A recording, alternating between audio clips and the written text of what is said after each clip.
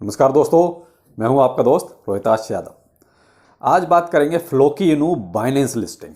क्या बाइनेंस पे लिस्ट हो सकता है? क्या ऐसा कुछ इसके अंदर है? क्योंकि यही अब सबसे ज़्यादा कमेंट आ रहे हैं कि सर क्या बाइनेंस पे लिस्टिंग हो सकती है, इसकी नहीं हो सकती है। तो देखिए, बाइनेंस पे लिस्टिंग हो सकती है, नहीं हो सकती है, इसके बारे में भी बताता हूँ। प्लस थोड़ा सा बेबी डॉज के बारे में भी लास्ट में बात करेंगे हल्की सी। और बाइनेंस पे लिस्ट होने के लिए क्राइटेरिया क्या चाहिए। अभी रिसेंटली जो है सीजेड बाइनेंस ने ट्वीट करके ये सारी चीज़ें बताई हैं। बाकायदा उनका पूरा एक चिट्ठा जिसे कहेंगे पूरा भी सामने आ चुका है कि उन्होंने क्या क्या कहा है, कब कैसे लिस्ट होता है, टोकन को क्या करना चाहिए, तब वो बाइनेंस पर लिस्ट होगा। तो वो चीज़ें पहले मैं आपको बताता हूँ। उसके बाद फ्लोकी में क्या है, हो सकता है नहीं हो सकता है, ये भी बताता हूँ। अगर वीडियो आपको अच्छा लग रहा है भाई और कुछ इन्फॉर्मेशन आपको लगता है कि हाँ हमारे लायक है, तो लाइक सब्सक्राइब में कंजूसी मत कीजिए। सब्सक्राइब तो कम से कम कीजिए। और यहाँ पर एक चीज़ रिक्वेस्ट और करना चाहूँगा कि जो बेल आइकन का जो घंटा होता है ना, उसको भी ऑल पे सेट कर लीजिए। क्योंकि कई बार होता ही है कि आपके पास नोटिफिकेशन नहीं पहुँच रहा है तो आप वीडियो भी नहीं देख पा रहे। इसलिए बहुत जरूरी है, कंपलसरी है कि जहाँ सब्सक्राइबर लिखा हुआ है उसी के आगे एक बेल बनी हुई है, उसको ऑल पे सेट कर लीजिए, उस पर ऐसे थोड़ा क्लिक करके। बाइनेंस पहली प्रीफरेंस बाइनेंस की हमेशा ये रहती है कि वो BSC स्कैन पे होना चाहिए, यानी कि उनकी खुद की स्कैन चेन पर, यानी कि जो BNB चेन है उसको वो कहीं ना कहीं अपने अंदर समाहित होना चाहिए, यानी उस पर होना चाहिए। तो यहाँ पर अब आप इसके पॉइंट हैं बाइनेंस के कि उसको लिस्टिंग के लिए क्या चाहिए। पहला पॉइंट हो गया, इसका उसको असर ये होता है कि वो पहले तो ये देखता है कि आपका ट्रेडिंग वॉल्यूम कैसा है। भाई किसी कॉइन में ट्रेडिंग हो रही है, नहीं हो रही है, ऐसे डेड है, बेशक वो BSC पे है लेकिन डेड है, उसमें कुछ हो ही नहीं रहा है, तो उसको बाइनेंस को क्या फायदा होगा इससे, ठीक है। दूसरा, उसमें एक्टिव एड्रेस कहते हैं कितने हैं, यानी एक्टिव यूजर कितने हैं, कुछ एक्टिव भी हैं या सब यूं ही है, निर्जीव हैं सब। तो ये चीज सबसे पहले बाइनेंस देखता है। इनकॉर्पोरेट होना चाहिए BNB या BUSD से, क्योंकि जब तक आप BNB से वहां सेल परचेज नहीं करेंगे या BUSD से सेल परचेज नहीं करेंगे तो बाइनेंस कम्युनिटी को क्या फायदा होगा या बाइनेंस को क्या फायदा होगा। तो वो ज्यादा से ज्यादा बाइनेंस की कोशिश ये रहती है कि हमारा जो भी टोकन या हम इसको यहां लिस्ट करें उसके जरिए हमारा अपना टोकन भी काफी प्रमोट हो और उससे हमें रेवेन्यू भी मिले। तो उसकी कोशिश वही रहती है, BNB या BUSD में भी इसका ट्रेड होना चाहिए, ठीक है। कोई भी एप्लीकेशन जब यहां फाइल की जाएगी लिस्टिंग के लिए, डायरेक्ट लिस्टिंग हो या लॉन्च पैड पे हो, तो वहां CEO या फाउंडर ही इस काम को कर सकता है। कोई भी अनदर पर्सन उसमें जो भी है उनकी टीम में वो अप्लाई के लिए काबिल नहीं है, यानी यही दो, फाउंडर या CEO, इन्हीं को ये अधिकार है। दूसरा, अभी सीजेड बाइनेंस ने आई थिंक कल ही तो शायद ट्वीट किया है कि इन्होंने अभी 48 प्रोजेक्ट हैं वो उन्होंने अभी एक तरह से क्या है कि शॉर्ट लिस्ट किए हैं या इवेल्युएट किए हैं बाइनेंस लैब ने, कहीं ना कहीं उनको ये लिस्ट करेंगे। तो ये 48 यानी कि 48 प्रोजेक्ट कौन से हैं अभी इसकी लिस्ट नहीं की है, क्योंकि अगर वो लिस्ट अभी से जाहिर कर देंगे तो भाई साहब उनके तो आसमान पे प्राइस पहुंच जाएंगे।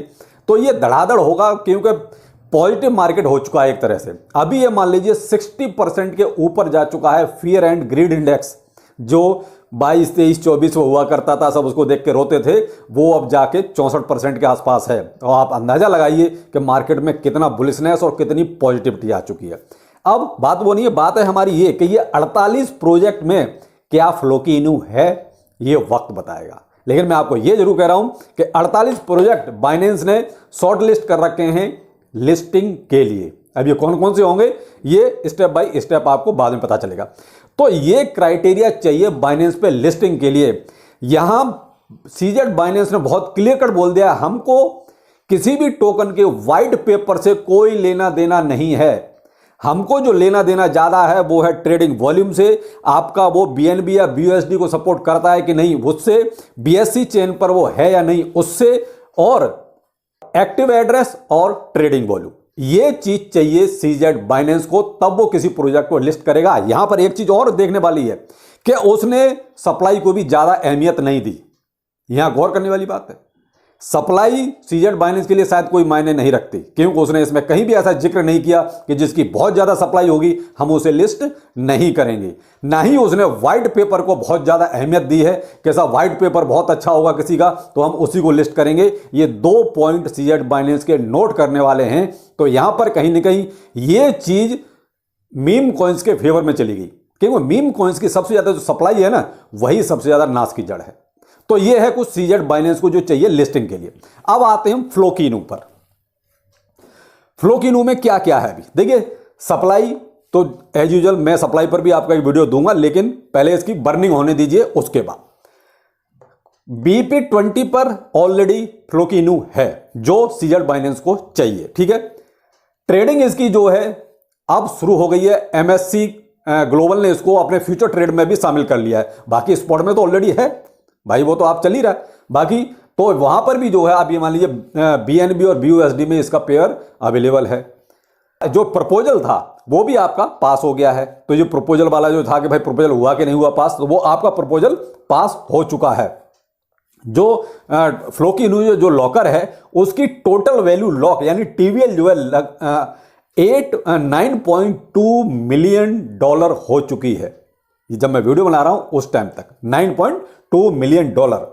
दूसरा, अभी इसने जो है एक पिटीशन भी चलाई हुई है, लेकिन ये कम्युनिटी के द्वारा पिटीशन चलाई गई है बाइनेंस पे लिस्टिंग के लिए। इसी टाइप की एक पिटीशन रॉबिनहुड पे लिस्टिंग के लिए भी फ्लोकिनू चला चुका है और बाकायदा वो फ्लोकिनू वहां पर उस पिटीशन को सबमिट कर चुका है रॉबिनहुड पर। में भी हो सकता है कभी भी हो जाए उस पर भी। तो यहां 35,000 सिग्नेचर का है। मैं आपको स्क्रीनशॉट दे रहा हूं, ये एक साइट है उन्होंने ये लगभग 35,000 होने ही वाले हैं। तो 35,000 सिग्नेचर करके ये बाइनेंस को सौंपेंगे कि साहब हमारी कम्युनिटी 35,000 तो आपको चाहते हैं कि साहब कम से कम इसको लिस्ट कीजिए। बाइनेंस को कम्युनिटी तो चाहिए भाई, उसको ट्रेडिंग वॉल्यूम तो चाहिए, तो वो कम्युनिटी इनको शो करनी पड़ेगी कि भाई कम्युनिटी कहां से आएगी। दूसरा, रिसेंटली हुआ है बाइनेंस पे के साथ इनकी पार्टनरशिप हुई है। सबको पता है, मैंने भी अपडेट किया था, स्क्रीनशॉट बाकायदा मैंने दिया भी था। तो ये सबको पता है बाइनेंस पे के साथ अभी अभी इनकी सी पार्टनरशिप हुई है। दूसरा, एक अभी रिसेंटली कल की ही न्यूज है जो इनका बाइनेंस फीड है, यानी जहां एक तरह से बाइनेंस की न्यूज अपडेट दिए जाते हैं, वहां पर भी फ्लोकिनू का बाकायदा जिक्र है। अब बाइनेंस को मैंने उधर एक चीज और नहीं बताई जो सीजेड बाइनेंस को चाहिए, वो ये कि आपको एक अपना सर्टिफिकेट और देना पड़ेगा। मतलब आपकी जो सप्लाई है उसका सर्टिफिकेट। क्या होता है कि कई बार सप्लाई का जो ना बड़ा लोचा रहता है कि आप सप्लाई दिखाते हैं कुछ, होती कुछ, बाद में कुछ और कर देते हैं, तो उसका आपको बाकायदा एक सर्टिफिकेट देना पड़ेगा। तो वो सर्टिफिकेट कौन देगा? या तो आपका CMC देगा या सर्टिक देगा। तो दोनों ही सर्टिफिकेट फ्लोकिनू के पास अवेलेबल है, क्योंकि CMC ने फ्लोकिनू की सप्लाई जो है वेरीफाइड कर दी है। दूसरा, सर्टिक ने भी इसको बाकायदा वेरीफाई कर दिया है, उसकी जो भी सप्लाई है, जो भी इसमें सेफ्टी फीचर्स हैं, तो वो भी इसको दे दिया है। तो वो भी इसका भी लगभग 90% से ज़्यादा सब कुछ अच्छा है सर्टिक के सर्टिफिकेट में। तो इसको फ्लोकिनू को दोनों सर्टिफिकेट मिल चुके हैं, CMC से भी और सर्टिक से भी। और बाइनेंस को ये दोनों सर्टिफिकेट भी चाहिए, जो मैंने उधर नहीं बता पाया, सॉरी, मैं इधर बता रहा हूं, ठीक है। तो ये दोनों भी फ्लोकिनू के पास हैं। तो फ्लोकिनू के ये देखिए, ये ऑलरेडी बाइनेंस के साथ इतना सब कुछ हो चुका है। अब आपके सामने है ट्रेडिंग वॉल्यूम अभी 42 मिलियन डॉलर चल रहा है, जो लगभग 90% ऊपर है। तो बाइनेंस को क्या चाहिए? यही सब तो चाहिए जो फ्लोकिनू के पास भी है। अब फ्लोकिनू इन 48 प्रोजेक्ट में है या नहीं, ये तो सीजेड बाइनेंस जानता है या फिर ऊपर वाला जानता है। तो आप ये तो देखिए, आपको इंतजार करना पड़ेगा कि साहब अब उसमें है या नहीं है फ्लोकिनू का। लेकिन जो भी डेवलपमेंट चल रहे हैं वो बहुत अच्छे चल रहे हैं फ्लोकिनू में। बेशक मीम कॉइन है, लेकिन एक चीज़ बताइए, हमें तो प्रॉफिट से मतलब है ना। 250% का प्रॉफिट फ्लोकिनू ने दे दिया, क्या नुकसान किया?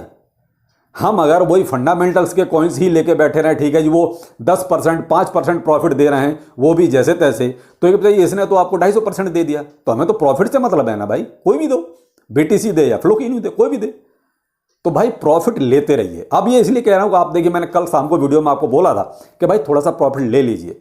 खैर सबकी वो कहते हैं स्ट्रेटेजी अलग अलग होती है, जिन्होंने लिया वो भी अच्छा, जिन्होंने नहीं लिया उनकी अपनी स्ट्रेटेजी है। तो अच्छा हुआ ना, देखिए वहां से प्राइस नीचे आया, अभी 21 की सीरीज में चल रहा था, अब थोड़ा सा ऊपर हो गया, थोड़ा सा यहाँ सब साइड में रहेगा 1-2 दिन। अब ये जो प्राइस का थोड़ा सा इसका अप ट्रेंड शुरू होगा, वो होगा 3 तारीख के आसपास, क्योंकि यहां तक क्या था, ये थी एक हाइप, वो कहते हैं buy the rumour sell the news. तो अब क्या ये न्यूज कंफर्म हो गई कि साहब अब प्रपोजल पास हो चुका है, बर्निंग होगी।